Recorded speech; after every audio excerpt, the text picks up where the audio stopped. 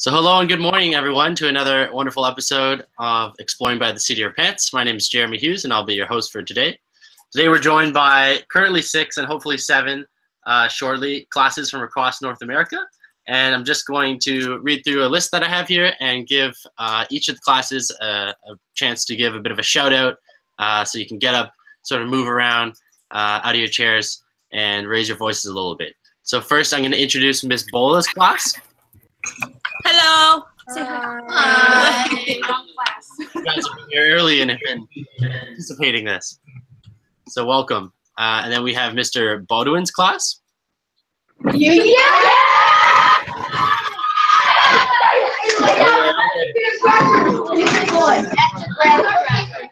Awesome. I love the energy. Go Griffins. I like the sweat. And sorry, Miss Bola's class was 6/8 from Prairie Grove in the U.S. But Miss Bodwin's are a little bit closer, locals in Guelph, Ontario. And then we have Miss Fiore's class. Miss Fiore's grade 6s from Caldwell. Yeah.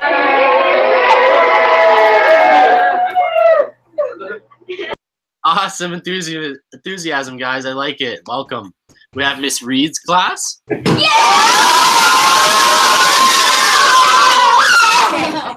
Wow, Miss Reed's grade 5s from Algonquin. You guys are really top of the meter there. Let's see if we can push it. Miss Tishkoff's class. As I unmute your mic, sorry.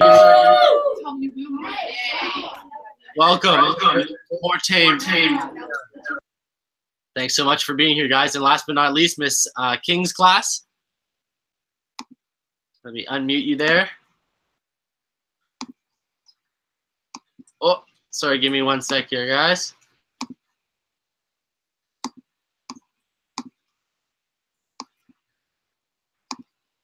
Miss King's class, I can't seem to unmute you. Can you try to unmute your own mic?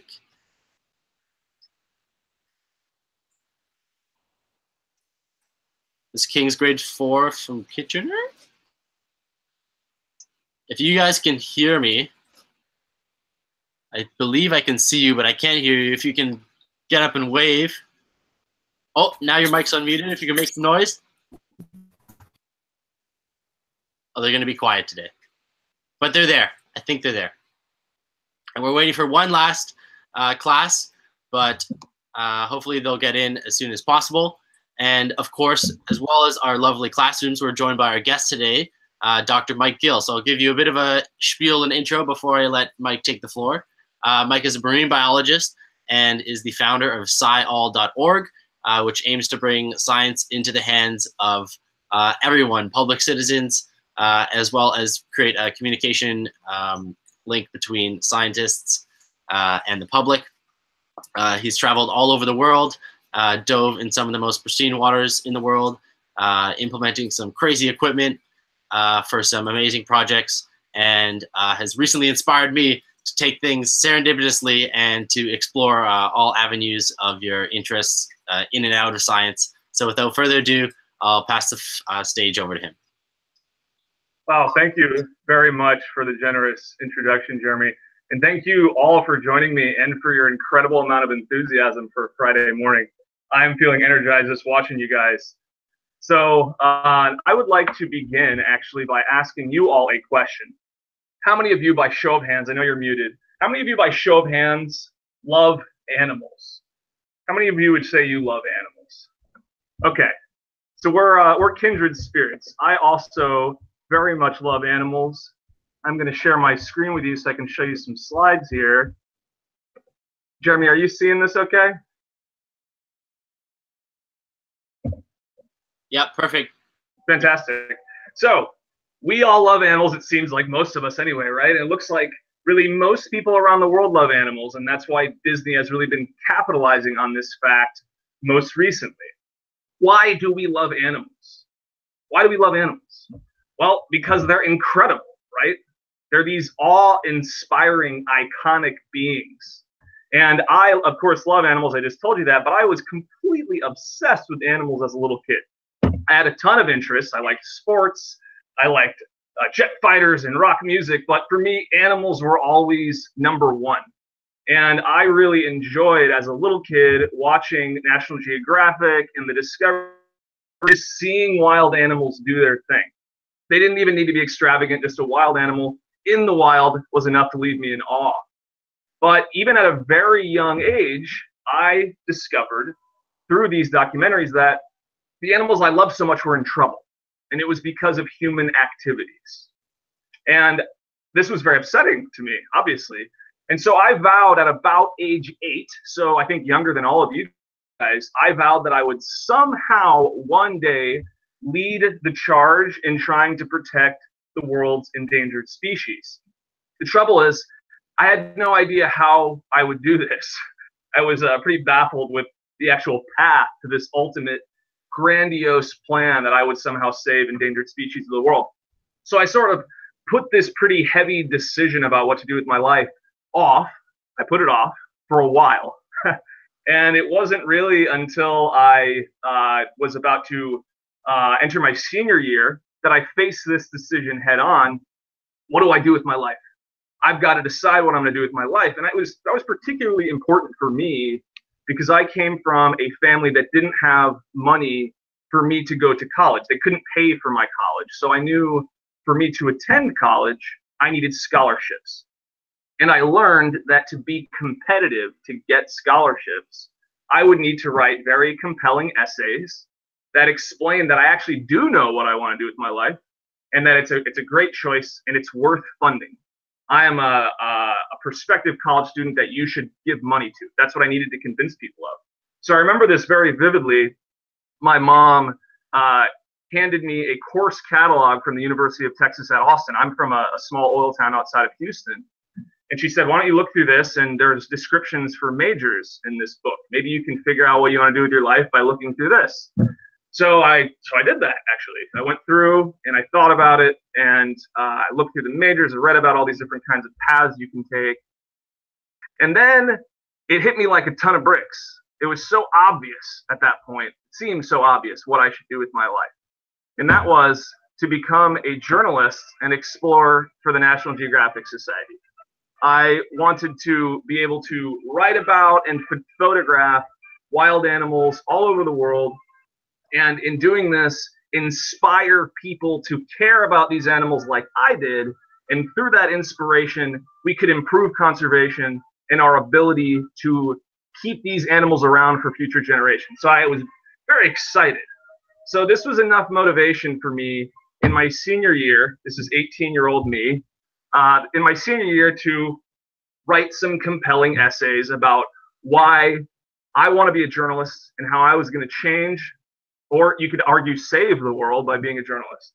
And I did a decent enough job. I was inspired enough to get a full scholarship to attend the University of Texas at Austin, which I entered into as a freshman the following fall. And I immediately enrolled in a lot of journalism classes, as you would expect as a journalism major. But then something happened that I didn't expect, which was upsetting. And that was I discovered the journalism classes I was in were just not for me.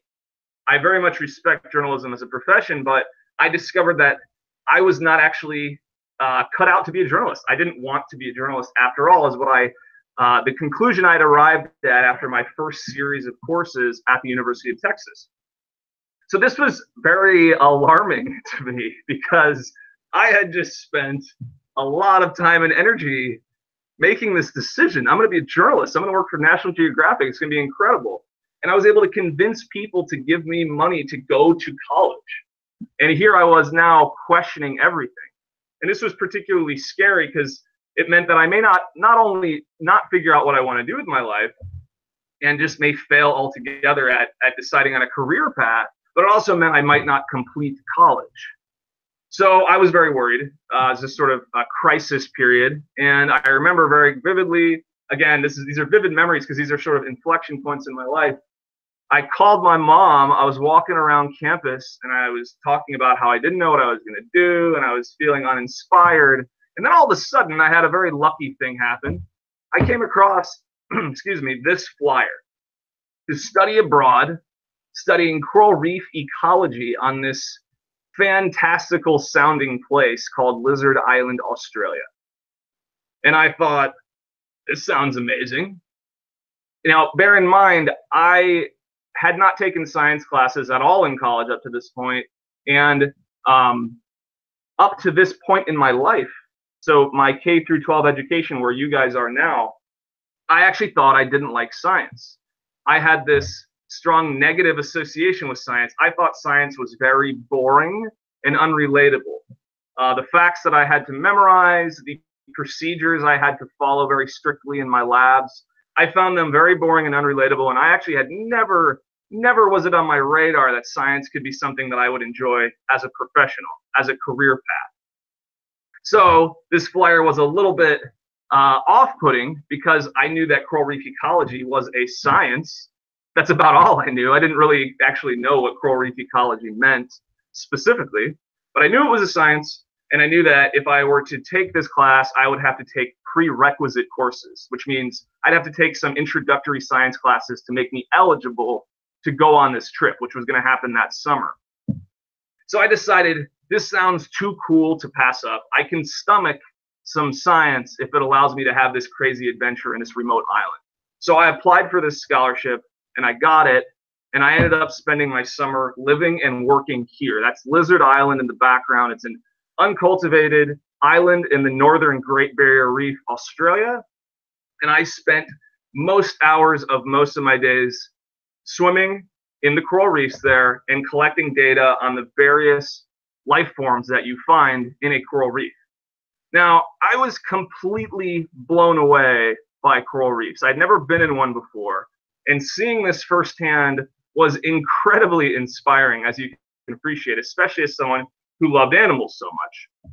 But what was actually particularly remarkable to me, and even more remarkable than the reef itself, was that I had discovered a process that allowed me to answer any question that I might have about the coral reef. I could swim around in the reef and I could observe, for example, certain fish are behaving together in a certain way. Or I noticed that those corals are over there, but they're not over at that other location. Those kinds of interesting observations, I could probe those with questions, and I could use a formalized process to answer those questions. And this process is called science. Something that I thought I knew, and I thought I hated, but I was sorely mistaken. Science was actually this incredible, exhilarating process of discovery that is actually fueled by creativity. It's not this boxed-in set of facts or this boxed-in set of procedures. You can do whatever you want in science. And so this was incredibly inspiring. I had this epiphany, and I thought, I am going to be a scientist. Because not only is it everything I just said, but I also discovered that it was the key to fulfilling the goal that I had had since age 8, which was trying to save endangered species of the world. Because I now know, and I learned in Australia, we need science to understand how to conserve natural ecosystems and all the wildlife those systems support. We don't know how to do that effectively. So to do that effectively, we need science. Science is the path to effective conservation. So I changed my major. That was the end of my freshman year. I changed my major to marine and freshwater biology, and I really haven't looked back since. I was 19 years old then. I'm 32 now. It's 13 years ago. Actually, a little over than that. And since then, I have been very fortunate to work all over the world, as Jeremy said. I regularly teach a field course in the Caribbean where I often have run-ins with various species of sea turtles. Those are green turtles before. This is a loggerhead sea turtle giving me a high five there in the Caribbean. All the way over to French Polynesia, where I worked for many years conducting my Ph.D. research. This was an incredible chance encounter I had while working, where I observed a pair of courting humpback whales and a pair of spinner dolphins that were remarkably swimming up and touching noses or rostrums with these whales. And this is a little bit of a perspective shot that my partner, also a scientist, shot while we were out there. And this gives you a little bit of a sense for just how small I am compared to that humpback whale. So I have been extremely fortunate in that I have had an incredible diversity of experiences over the past 10 plus years as a marine biologist. And these ecosystems are incredibly remarkable, and I can speak to how inspiring they are. They inspired me to completely change my life. And I'm sure they inspire you guys. Even if you haven't been in them, seeing photos of coral reefs, I'm sure are inspirational to you. So these are valuable systems as inspirational tools, but they do much more than inspire us.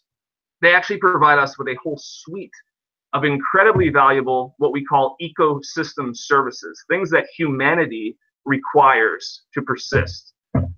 This includes fisheries, so we can actually remove some fish from coral reefs and eat them, and these fish serve as the primary protein source, a vital component of the human diet in vast regions of the world. It's also true that coral reefs take up carbon and can thus offset the harmful effects of global climate change. And I feel like a less appreciated benefit of coral reefs is that they actually fuel bustling tourism industries that often serve as the economic backbone to developing countries, countries that really need a strong economy. These ecosystems are vital. They also form the components to a vast array of medicinal solutions for human ailments, all sorts of human ailments, including cancer. And we've only begun to discover how much medicinal solutions coral reefs can offer us. This is very much an active area of research.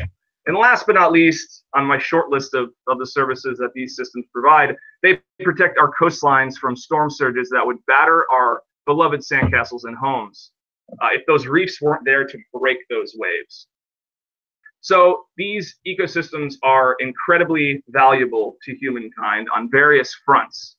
But you may know that they are also declining globally. Coral reefs are declining globally, and this is due in large part to a process by which coral reefs go from these incredible, diverse ecosystems dominated by coral, which you see in this photo here, to these ecosystems that are far more degraded, and they're instead dominated by algae.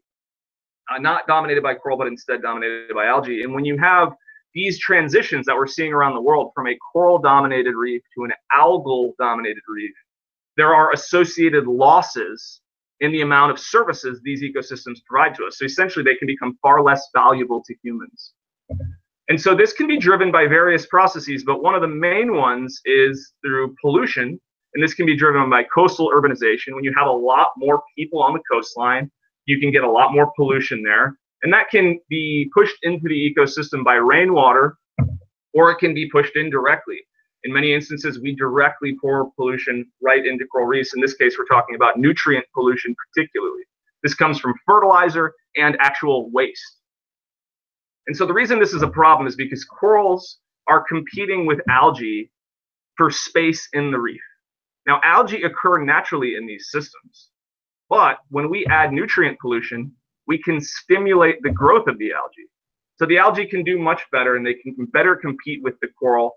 And we know that these algae can have all kinds of harmful effects on coral. Maybe the coolest one that I'm aware of is that these algae actually synthesize chemical weapons that then leave the algae and cover the coral tissue and can kill the coral tissue on contact. These algae literally synthesize chemical weapons.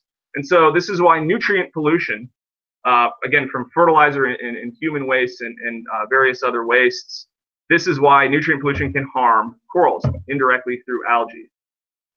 So this is a rough situation for the coral, but fortunately there is a built-in buffer in the ecosystem to protect corals from getting beat up by too much algae, and that is creatures like this guy.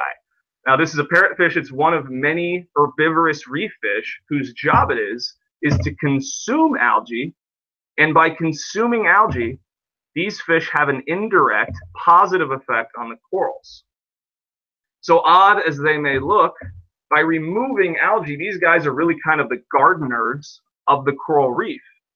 But to corals, they're really more like heroes, protecting coral reefs from too much algae. So you can appreciate that these fish are extremely important to the sustainability of coral reefs. And so this is why I study these fish, specifically these herbivorous fish, with my research.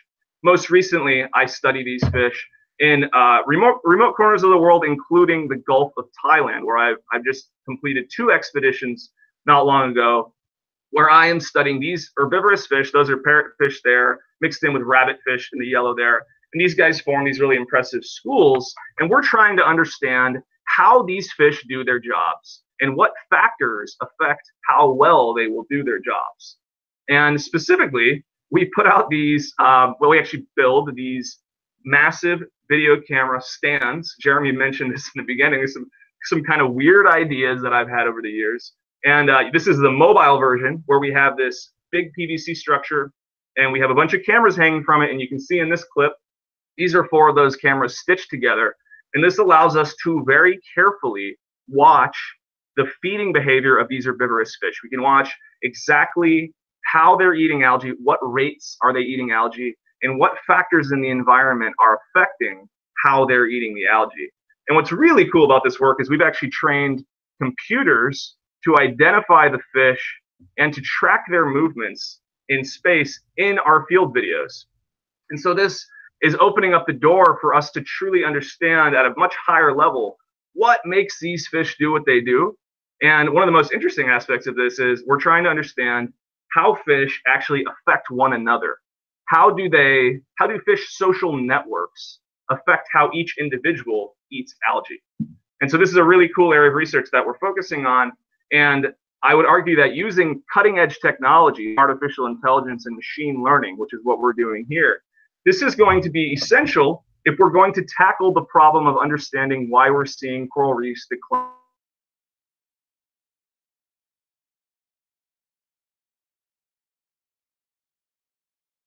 Important, it's not just the science I've discovered that we need to preserve coral reefs around the world for future generations. It goes far beyond science, actually, and I think it really includes communication, which starts with the public.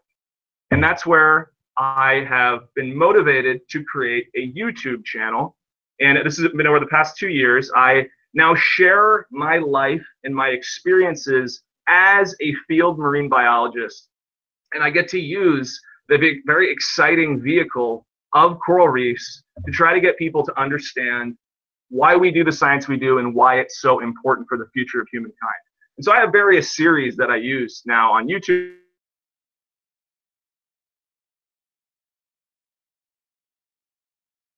But sometimes quite ridiculous stories of my adventures as a field marine biologist.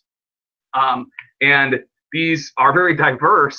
They include things like me putting out a camera to try to understand coral and algae.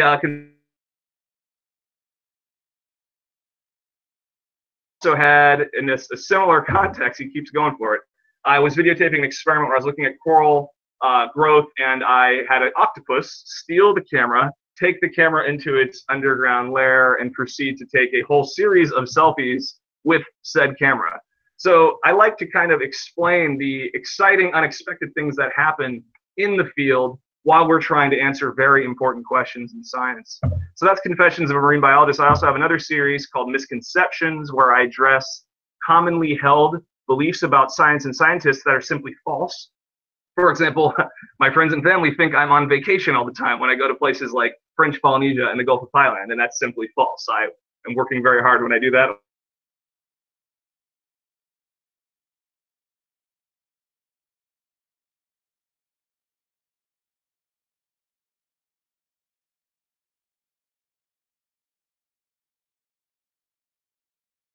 Thailand.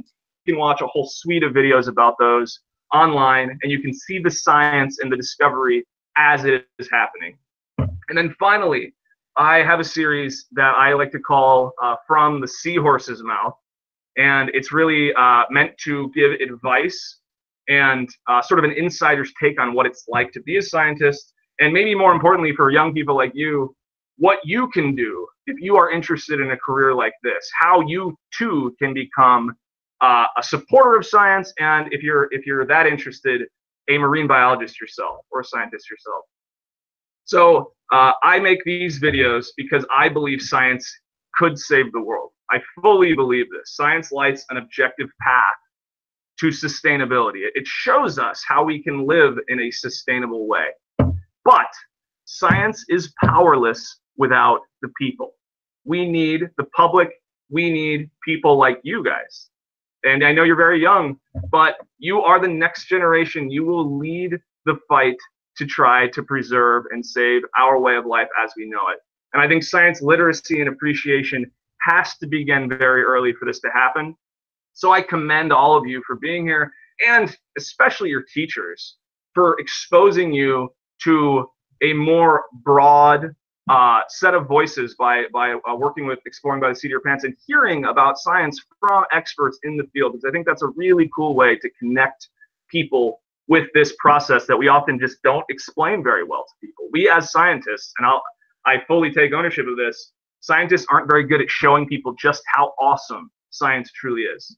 And so I really thank you guys for coming, and I honestly think it's going to take scientists and you and the public in general, if we hope to preserve coral reefs, and more importantly, if we hope to save the world as we know it for future generations. And that includes, of course, all of the wildlife that it sounds like we all in these rooms love. And so with that, I think I'm just about out of time. Please check out sciall.org, and you're obviously check out my YouTube channel. You can subscribe there, and I will continue to post videos for the rest of my career. I just want to bring you and anyone who is interested along for this ride.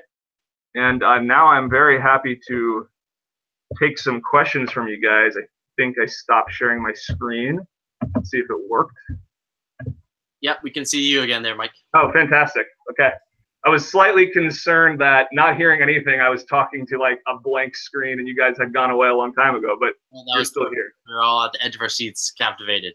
Fantastic. Thank you so much for that great talk and letting me and the classrooms know about your path a little serendipitously to becoming a scientist, a marine biologist. Hopefully, sure. Some people, including myself, having just graduated from that as my undergrad. But we're going to open up the floor to questions. So we're going to go to Miss Bola's class. If you guys have something you'd like. What is your question? I don't have a question. You want to ask about the pictures, like how he makes those pictures? Huh? Go ahead. Do you have a question? It's good. Can we do it? Let's go. You can ask him. Can we ask him to come back to us? Come on, don't be shy. In science, there's no such thing as a bad question. That's absolutely right. Bring it on. You can ask him. Can we ask him? Come on, don't be shy. In science, there's no such thing as a bad question. That's absolutely right. Bring it on. Jonah, you want to ask, like how close he gets to the marine animals? Huh? Go ahead. How close do you get to the marine animals? Yeah, the question was how close do I get to the marine animals? So it depends. So generally speaking, I like to not upset wildlife. Of course, we all just admitted that we love wildlife, right? So I don't want to upset wildlife. So I try to keep a safe distance so that I'm not affecting their behavior in a negative way. I don't want to scare, for example, turtles. That turtle that you saw that came up and touched my camera, that turtle came up to me, but I wouldn't have wanted to come very close to that turtle because you don't want to disturb wildlife, especially wildlife that are just trying to do their jobs. Those turtles eat algae and seagrass, and they're really important to the ecosystem, and so I don't want to disturb them. But the reality is, when you are working as a field biologist, you are getting very close to wildlife all the time. It just sort of happens. When I conduct research in the Gulf of Thailand, I'm constantly surrounded by all kinds of fish, and they become, I think in many cases, they become desensitized to humans, so they'll get really close to you. And it's true for a lot of bigger wildlife. I've had whale sharks swim right up to me, various stingray species, shark species. So I can and often do get quite close to them, but it's usually them coming to me and not the other way around. And also because I study fish with cameras, I don't even need to really be there. So I go out and I put cameras out in many cases and then let the fish do their thing and then come back. That's pretty cool. Thank you. Yeah, of course. Thanks for that question, guys. We're going to move on. If you have another one, we can come back to you. So we're going to move on to Mr. Baudouin's class. Oh, you want to go? Yeah. Wow. Speak loud, Noah. How long does it take to be a marine biologist? How long does it take to be a marine biologist? That is a great question, and it's a little bit of a challenging question to answer because there's not one answer. you can be a marine biologist at various ages and over different amounts of time. So you saw that I was studying coral reefs in Australia. I was 18 then, and I had no experience before that. But I was out there collecting data and contributing to a research project. And I didn't have a lot of experience, and I was very young. So you can certainly get involved in marine biology as a research discipline at a very young age. And a lot of people get involved in their mid-teens into their late teens. They start volunteering to do work for different lab groups or museums. So you can get started very, very early. If you decide you want to do marine biology as a professional, you often will pursue what we call a graduate degree. So you would get a master's degree after college or a Ph.D. And that just requires more time. And that whole time, you are a marine biologist. You are studying the whole time, and you're learning about these amazing animals and ecosystems the whole time. I hope that answered your question. It did. Thank you. You're welcome. You guys have another one, Mr. Bodwin's class? Yeah, one more. Here she comes. This is Jordan. What is the most harmful thing humans do to sea creatures? That's a good question too. What's the most harmful thing people do to sea creatures? You know, that's a difficult one to answer, but I'm going to tell you just my opinion. This doesn't mean I'm right. This is my opinion. Because I work in coral reefs, I think that taking too many fish out of the reef is really a bad thing. And this happens in many ecosystems, not just coral reefs, but obviously if you remove a fish and you eat it, the fish dies. So that's a lot of harm for that individual fish. But it does more than that if you take too many fish, because not only are you removing fish, but in a coral reef, as I described to you, those fish serve a very important job. They do a very important job, and so when you remove them, they can't do that job as well. And so the ecosystem that is left behind for other life, other fish, other marine mammals and octopus and all these cool critters that we love, that ecosystem can get degraded. It can go from a good ecosystem to a bad ecosystem for them. So I think what we call over-harvesting is really bad for ecosystems. And I appreciate that we need to eat. So we need to take some fish out. I fully appreciate that that is true. But if we take too many, if we're not careful, we can damage the ecosystem for all life, including, of course, humans that love to see these ecosystems doing well. Did that answer your question? Yes. Great. Thank you for the suite of questions, Mr. Bodwin's class. We're going to move on to Miss Fior's class. If you guys have anything for Mike, go right ahead. I have a question. A little more careful, Oh.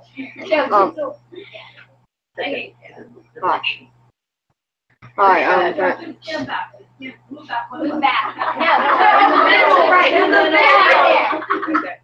There you go. Now. Hi. Hello. Hi. So how would you stop people from trying to litter in the ocean? There's no posting them. There's signs there. How would you stop them? Yeah.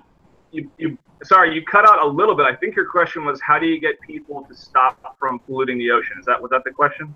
Yeah. Yeah. Yes. That's a great question, and it's not an easy answer, unfortunately. The reason I say that is there are various ways that you can reduce or prevent pollution. For example, I was describing nutrient pollution. That can come from human waste and fertilizer, things like this. If you have a proper wastewater disposal plan or treatment in place, you can keep those nutrients from getting into coastal systems like coral reefs. The challenge is those types of treatment systems are expensive, and many countries and many companies that are responsible for the nutrient waste, they can't afford it, or they're unwilling to pay for it because they have other expenses that are more important. So it is a challenging situation. We have answers. We have ways you can prevent, reduce pollution. And the same is for plastic pollution. I didn't have time to get into that, but I'm sure you guys have heard of how we are putting plastic into the ocean, and that's a big problem. And that affects coral reefs too. And again, there are ways to offset these effects. You can try to get people to recycle, and maybe, actually I won't even say maybe, definitely more importantly, reduce their use of things like plastic. So you can try to get people to do that, and I think that's a great.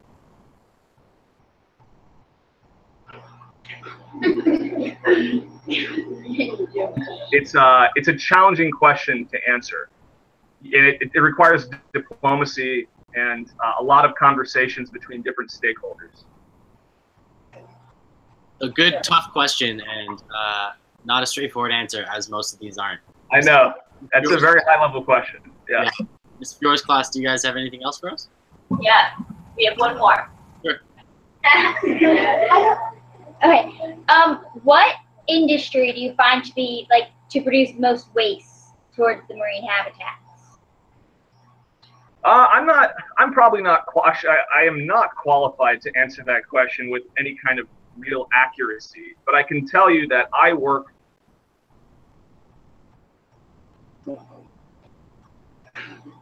Reefs. They tend to be in places that.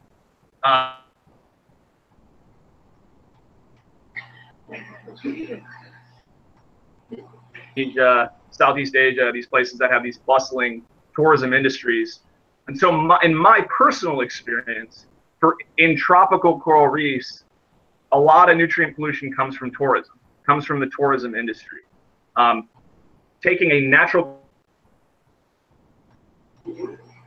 and putting concrete all over the natural substrate that can actually absorb water and it can absorb nutrients, vastly changing that coast responsibly, it can lead to a ton of nutrient pollution. So I think tourism can play a really big role. It's also true that things like, because you can have a lot of fertilizer runoff from farms into coastal systems, but I haven't dealt with that directly nearly as much.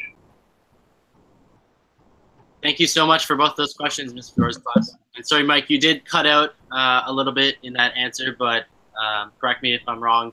You said that tourism, including changing the permeability of the substrate by putting more concrete in and increased nutrient runoff, is a big factor, especially for your stuff. Is that correct? Yeah, that's correct. And I was just saying that in my experience, tourism can play a really big role. You can have a tourism industry that is done very well and in a very environmentally conscientious and sustainable way. And you see that sometimes. People are willing to put the time and effort and money into doing it right. But a lot of people are not willing to do that. And it's those bad players that can make for a really bad situation for coral reefs because of pollution. Another tough answer. So we're going to go to Miss Reed's class. If you guys have any questions for Mike, go right ahead. So what was your first reaction to seeing the whales and dolphins? Oh, you mean that specific encounter that you saw on video? Yeah. Man, it was amazing. So the part I got to tell you is I had been working in French Polynesia on this remote island called Moorea. It's just west of Tahiti. You've probably heard of Tahiti. So I was working on that island for about 4 months out of the year for 5 years. And I had never had an encounter like that. And so I was completely just blown away by it because, like I said, it was such a surprise. So I was leaving with my partner, and we just saw these whales jumping out of the water right next to our site. So we jumped in, and of course, I had a camera because you saw the video. But I will say it was an emotional experience. That also happened to be my last day and my last hours working on that island. After that, I finished my Ph.D. and I moved on. I moved on to Thailand as my next field site. So it was very emotional for various reasons, but man, it was awesome. I gotta tell you, it was one of the coolest things I've ever experienced.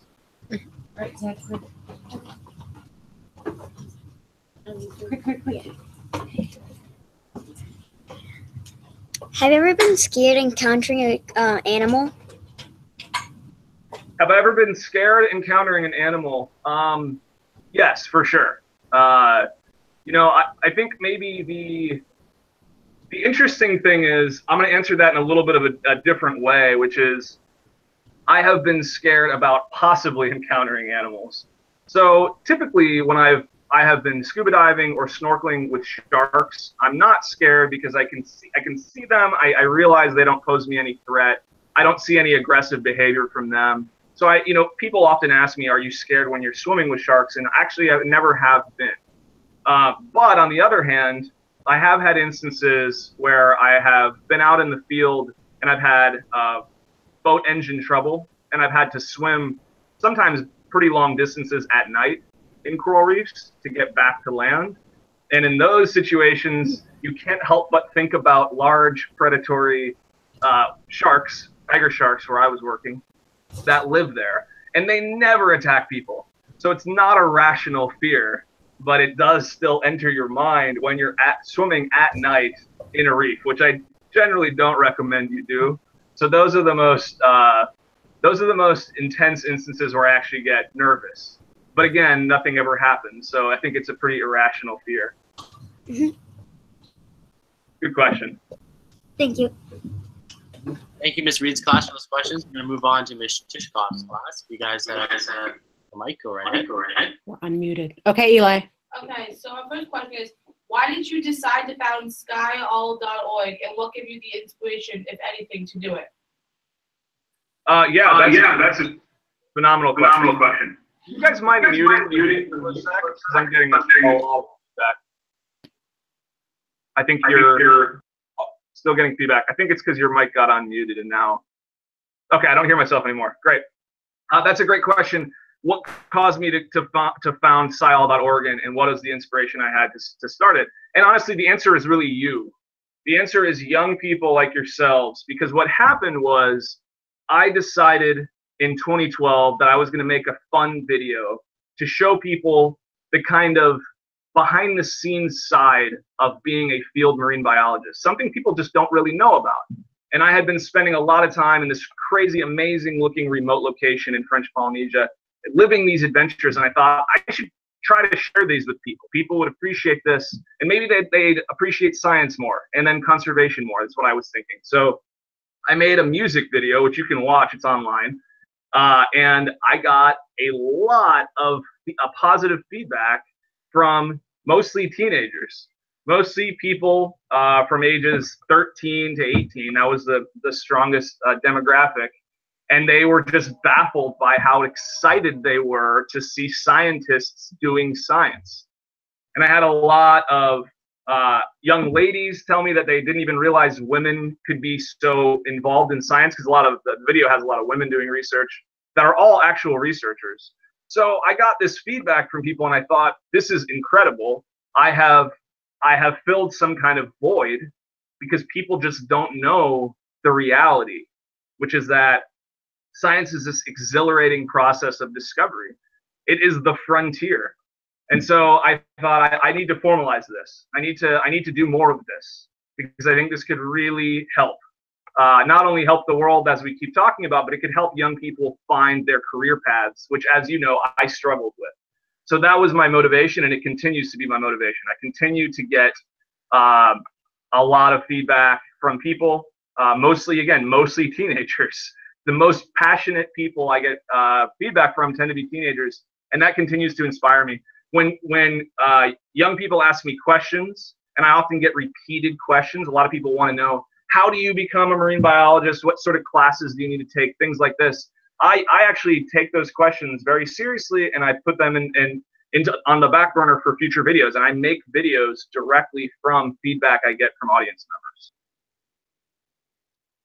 Did that answer your question? Yeah. Thank you. Miles. What originally intrigued you enough about marine biology for you to make an entire career out of it? It was a little hard to hear you. And can you mute your mic one more time? Sorry, I get a lot of feedback. I think you were asking what originally inspired my career and be a marine biologist. Can you give me a thumbs up if that's what you were asking? Yeah, cool. Okay. Honestly, it was a combination. It was two things. It was, I wanted my life to have a purpose, and I felt like I needed to try to help with conservation. I've been interested in conservation since I was a tiny child, younger than all of you. So that was one reason that I was very inspired, because I discovered, as I said earlier, science allows us to implement conservation. Science is the key to conservation. So that was one reason. But the other reason is a little more selfish, and that is it is incredibly exciting. It is addicting to be able to come up with your own questions about the world and to come up with your own ways to answer those questions.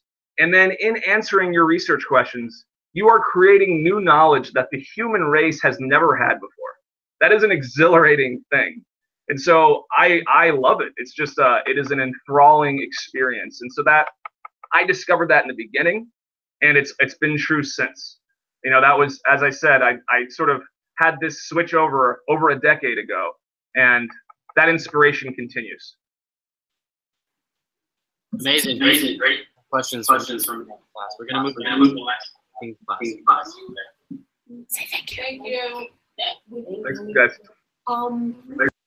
So, Ms. King's class, we're going to try to unmute your mic, and hopefully you guys can speak. But if not, I have questions typed from them that I'm going to read.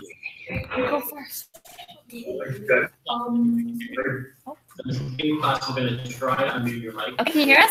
You guys can speak, but if not, I have questions typed from them that. Does the coral reef change every time you go there? That's a really good question. The question was, does the coral reef change every time you go there? Can you guys hear me okay? Thumbs up. We're getting some odd feedbacks. Just want to make sure Jeremy, do you think they're hearing me? I believe they can hear us fine. They can hear us. Okay, great. Yeah. The question was, does the coral reef change every time you go there?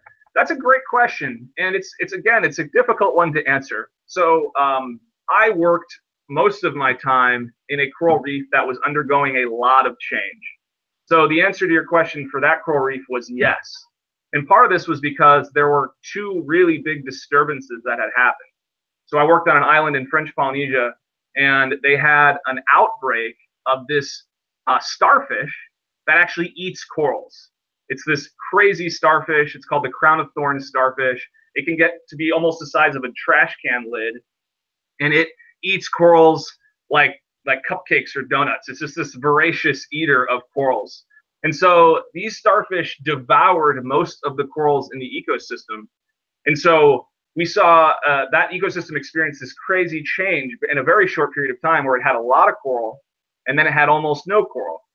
And then a cyclone actually happened to hit that island, and it destroyed the reef even more.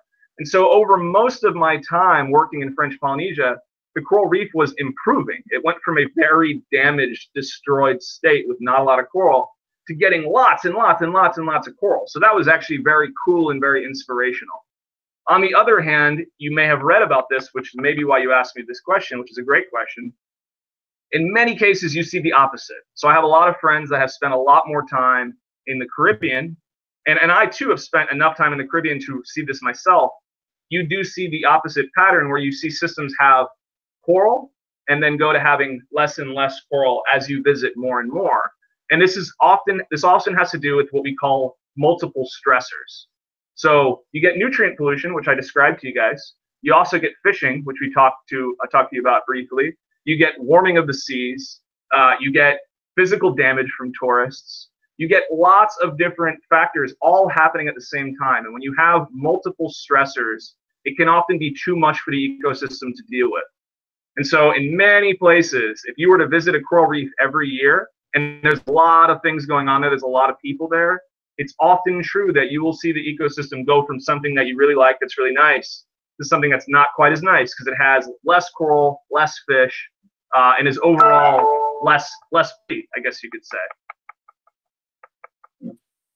Awesome, great first question. I think there's one more question, but I'm just going to relay it from Ms. King's class, because your audio is a little bit slow to connect, and just for the sake of time. So David from Ms. King's class wanted to know, are any marine animal species extinct or at risk of being extinct? Mike? Absolutely. So one thing I'll just mention, That's a really cool question because this may be unsatisfying, but one thing I'll say is partly we don't know the extent of that answer. So it's absolutely true that there are many species in coral reefs, and some are endemic, what we call endemic, which means they're the only they're a species that's only found in a very limited region. And lots of those species, whether it's a fish or an invertebrate, those are at risk of extinction if those small ecosystems get damaged, and in many cases they are getting damaged. So there's a general risk of species going extinct. But to add a little bit more complexity to your question, we actually don't really know how many species are in coral reefs. We are still discovering regularly that there are a lot more species there than we realized. And that's because we have better tools now to analyze the genetics of individuals and determine which are actually species, which pair of individuals are actually different species versus the same species. And we're just generally better at sampling wildlife, both from crevices in the coral reef that are difficult to reach and from depths that are very difficult to scuba dive at for long periods of time. I have some friends that do very deep diving in deep parts of coral reefs, and they are discovering new species of fish that are just swimming around down there. So there's absolutely a risk of extinction as coral reefs get degraded, but it could actually be worse than we even think, because there are absolutely more species there than we know of, probably by a lot. So some awesome questions from Miss King's class. I know there's probably some anticipating people, and it looks like a lot of people have to go for lunch. So we're going to have to wrap it up. I'm going to thank Mike one last time for joining us and for spreading tons of knowledge about coral reefs, his path to scientific academics, and also what you can do to get there. And as is tradition, make a bit of noise and get out of your seat.